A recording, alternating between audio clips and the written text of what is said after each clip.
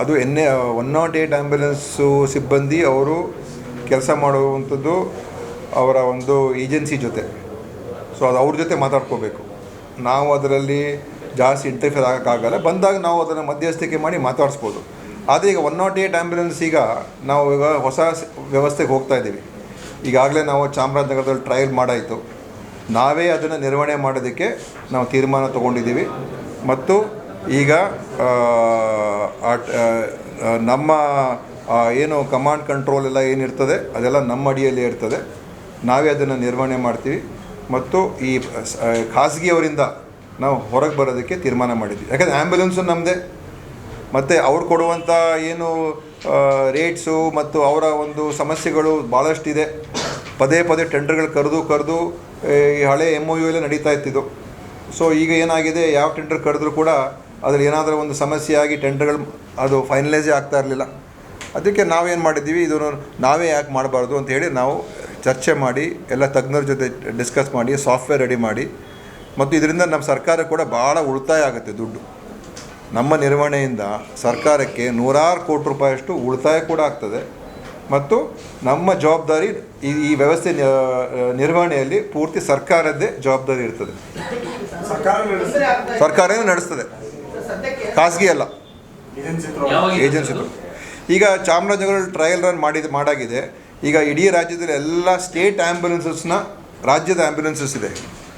ಈ ಬರೋ ತಿಂಗಳಲ್ಲಿ ಎಲ್ಲ ರಾಜ್ಯ ಆ್ಯಂಬುಲೆನ್ಸಸ್ನ ನಮ್ಮ ಕಂಟ್ರೋಲ್ ತೊಗೊಳ್ತಾ ಇದ್ದೀವಿ. ಮತ್ತು ಚಾಮರಾಜನಗರದಲ್ಲೂ ಕೂಡ ನಾನು ಹೇಳಿದ್ದೀನಿ, 108 ಕೂಡ ನೀವು ಆ ಜಿಲ್ಲೆಯಲ್ಲಿ ಈಗ ಈ ತಿಂಗಳು ತೊಗೊಂಡ ನಂತರ ಇನ್ನೊಂದು ಬಹುಶಃ ಒಂದು 2-3 ತಿಂಗಳು ನಾವು ರೆಡಿ ಆಗ್ತೀವಿ.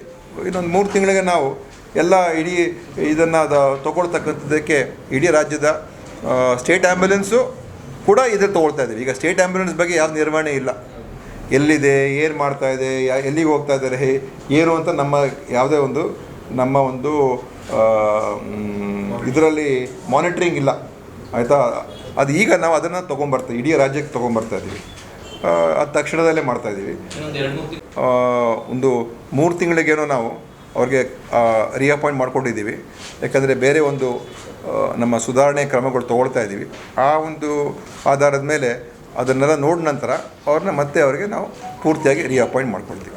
ಸೊ ವೇತನದಲ್ಲಿ ಅದು ಕೇಂದ್ರ ಸರ್ಕಾರ ಇನ್ನೇನು ನಮಗೆ ಕಳಿಸುವಂಥ ಹಂತದಲ್ಲಿದೆ.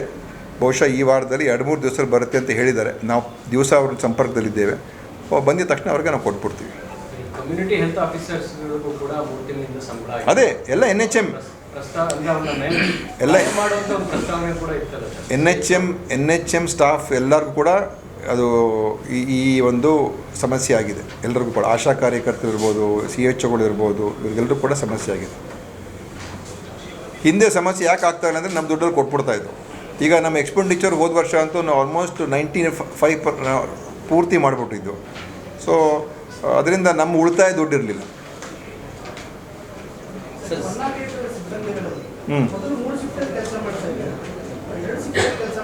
ಇಲಾಖೆದೇನಂದ್ರೆ ಆರೋಗ್ಯ ಇಲಾಖೆದು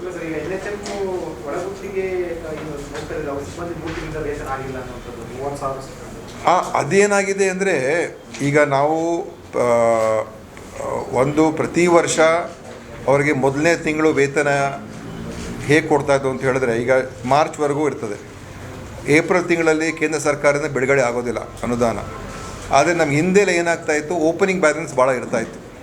2023-24ರಲ್ಲಿ ನಮ್ಮ ಓಪನಿಂಗ್ ಬ್ಯಾಲೆನ್ಸು 500 ಕೋಟಿ ಇತ್ತು.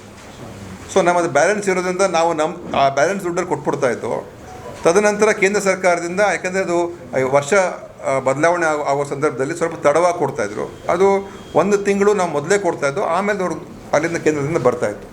24-25 ನಮ್ಮ ಸರ್ಕಾರ ಇದ್ದಾಗ ಆವಾಗ ಓಪನಿಂಗ್ ಬ್ಯಾಲೆನ್ಸ್ 90 ಕೋಟಿಗೆ ಇಳೀತು. ಯಾಕಂದರೆ ನಾವು ಎಕ್ಸ್ಪೆಂಡಿಚರ್ ಚೆನ್ನಾಗಿ ಮಾಡ್ತಾಯಿದ್ದು. So 90 crores ಉಳೀತು. ಅದರಲ್ಲಿ ನಮಗೆ ಮ್ಯಾನೇಜ್ ಮಾಡಿಕೊಂಡು ಈ ವರ್ಷ ನಮ್ಮ ಓಪನಿಂಗ್ ಬ್ಯಾಲೆನ್ಸ್ ಇರೋದು ಕೇವಲ 9 ಕೋಟಿನೂ 10 ಕೋಟಿ ಅಷ್ಟೇ ಓಪನಿಂಗ್ ಬ್ಯಾಲೆನ್ಸ್. ಸೊ ನಾವು ಅದನ್ನು ಆ ದುಡ್ಡಲ್ಲಿ ಸ್ವಲ್ಪ ನಮ್ಮ ಆಶಾ ಕಾರ್ಯಕರ್ತರ ಇನ್ಸೆಂಟಿವ್ಗೆ ಅದು ಉಪಯೋಗಿಸ್ಕೊಂಡಿದ್ದೀವಿ.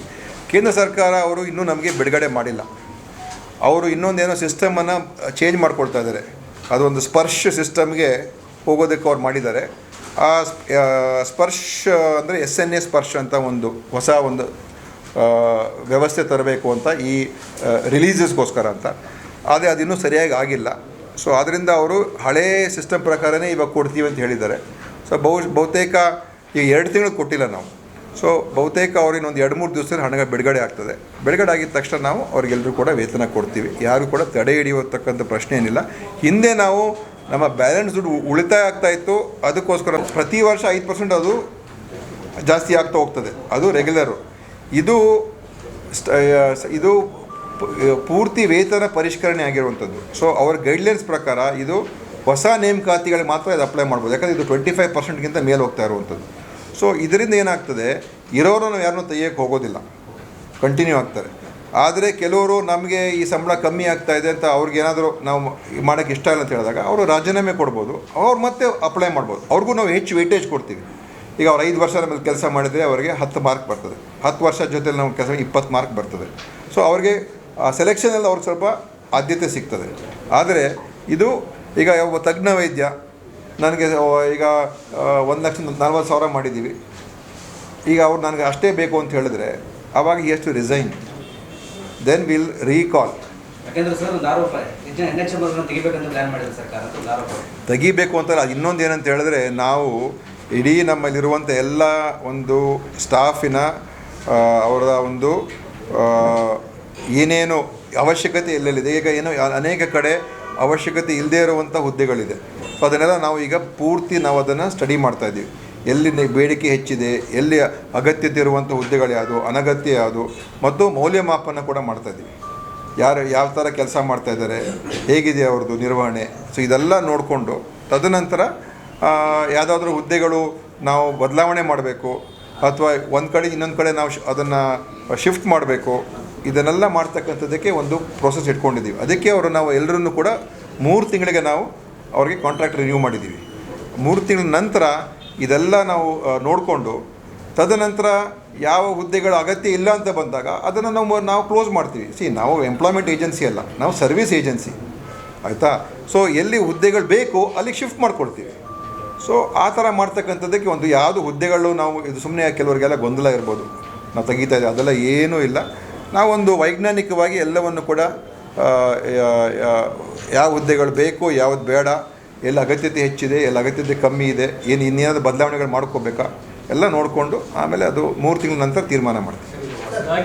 BBS ವೈದ್ಯರ ಒಂದು ವೇತನ, ತಜ್ಞ ವೈದ್ಯರದ್ದು 1,10,000ದಿಂದ 1,30,000 ಕೊಡ್ತಾಯಿದ್ವಿ.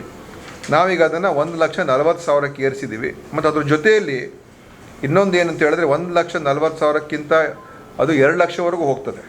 ಹೇಗೆ ಅಂತ ಹೇಳಿದ್ರೆ, ಯಾರು ಅನುಭವದ ಆಧಾರದ ಮೇಲೆ ಯಾರಿಗಾದರೂ 10 ವರ್ಷ ತಜ್ಞ ವೈದ್ಯರ ಕೆಲಸ ಮಾಡಿರ್ತಕ್ಕಂಥ ಅನುಭವ ಇದ್ದರೆ ಅವ್ರಿಗೆ ಅಂದರೆ ಪ್ರತಿ ವರ್ಷ 2.5% ಅಷ್ಟು ನಾವು ಅವ್ರಿಗೆ ಹೆಚ್ಚು ಮಾಡಿಕೊಡ್ತೀವಿ. ಸೊ ಯಾರಿಗಾದರೂ ಸಪೋಸ್ 10 ಇಯರ್ಸ್ ಎಕ್ಸ್ಪೀರಿಯೆನ್ಸ್ ಇದೆ, ಅವ್ರಿಗೆ 25% ಅವ್ರಿಗೆ ಹೆಚ್ಚಾಗ್ತದೆ ವೇತನ.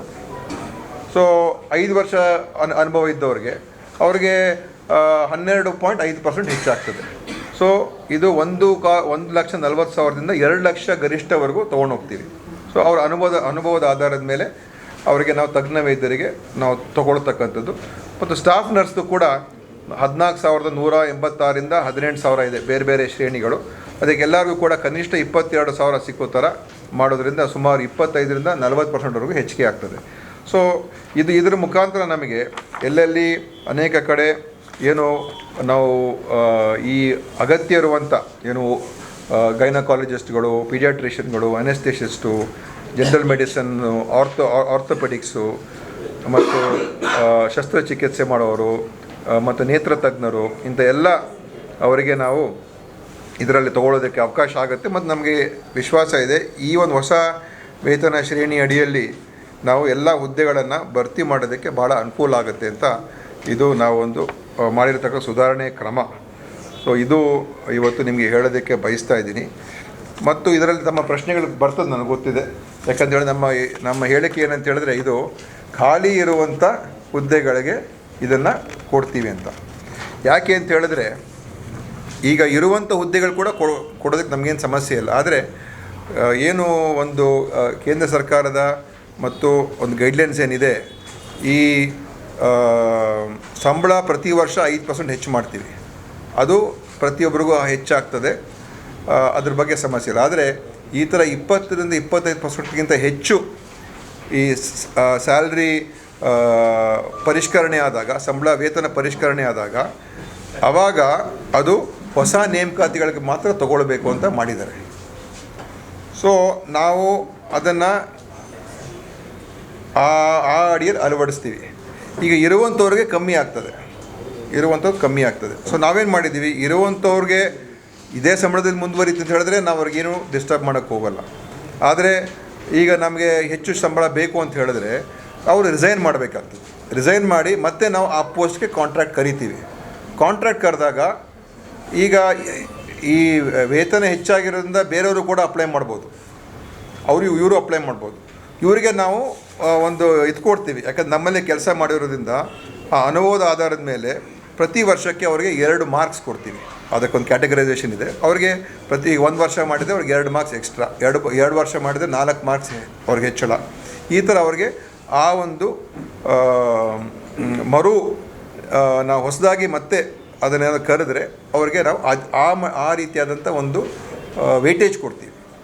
ಸೊ ಇದು ಆವಾಗ ಏನಾಗ್ತದೆ, ಯಾಕೆಂದರೆ ಇದು ಅನೇಕ ಜನ, ಎಷ್ಟೋ ಜನ ಈಗ 1,60,000 ಸಿಕ್ಕಂತ ಹೇಳಿದ್ರೆ ಮೊದಲು ಅಪ್ಲೈನೇ ಮಾಡ್ತಾ ಇರಲಿಲ್ಲ. ಈಗ ನಾವು ಅಷ್ಟು ಕೊಡ್ತೀವಿ ಅಂತ ಹೇಳಿದ್ರೆ ಸುಮಾರು ಜನ ಬರ್ಬೋದು. ನಮಗೇನು ಅಂತಿಮವಾಗಿ ನಮಗೆ ವೈದ್ಯರು ಬೇಕು, ಒಳ್ಳೆ ವೈದ್ಯರು ಬೇಕು. ಅದರಿಂದ ನಾವು ಆ ಕಾರಣದಿಂದ ಇದು ಹೊಸದಾಗಿ ತೊಗೊಳ್ತಕ್ಕಂಥದ್ದಕ್ಕೆ ನಾವು ಖಾಲಿ ಇರೋದು ಹುದ್ದೆಗಳಿಗೆ ಮಾಡ್ತೀವಿ. ಉಳಿದವ್ರಿಗೂ ಕೂಡ ಯಾರಿಗೆ ಇದೇ ವೇತನ ಬೇಕು ಅಂತ ಹೇಳಿದ್ರೆ ಅವರು ರಾಜೀನಾಮೆ ಕೊಟ್ಟು ಖಾಲಿ ಆಗ್ತದೆ, ಮತ್ತೆ ನಾವು ಕರಿತೀವಿ. ಅವ್ರಿಗೆ ಸಿಗ್ಬೋದು, ಸಿಗದೇ ಇರ್ಬೋದು, ಅದು ನಾವು ಗ್ಯಾರಂಟಿ ಹೇಳೋಕ್ಕಾಗಲ್ಲ. Because based upon the merits, ಆ ಮೆರಿಟ್ ಆಧಾರದ ಮೇಲೆ ಅವ್ರಿಗೆ ಹುದ್ದೆ ಮತ್ತೆ ಸಿಗುವಂಥದ್ದು ಕೂಡ ಆಗ್ಬೋದು.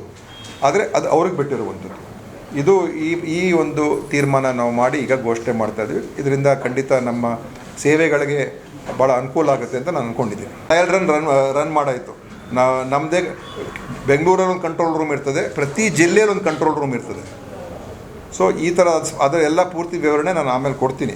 ಆದರೆ ಇದನ್ನು ನಮ್ಮ ಒಂದು ಸರ್ಕಾರದೇ ನಡೆಸುವಂಥದ್ದು ಆಗ್ತದೆ. ಒಂದು ಜವಾಬ್ದಾರಿ ನಮ್ಮದೇ, ನಿರ್ವಹಣೆ ನಮ್ಮದೇ.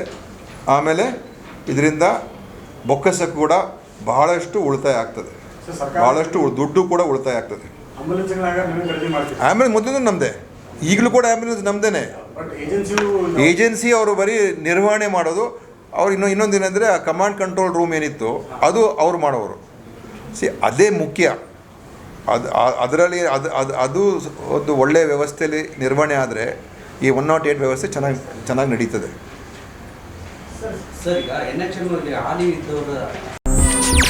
ಹೆಚ್ಚಿನ ಸುದ್ದಿಗಳಿಗಾಗಿ ನಮ್ಮ ಚಾನೆಲ್ನ ಸಬ್ಸ್ಕ್ರೈಬ್ ಮಾಡಿ.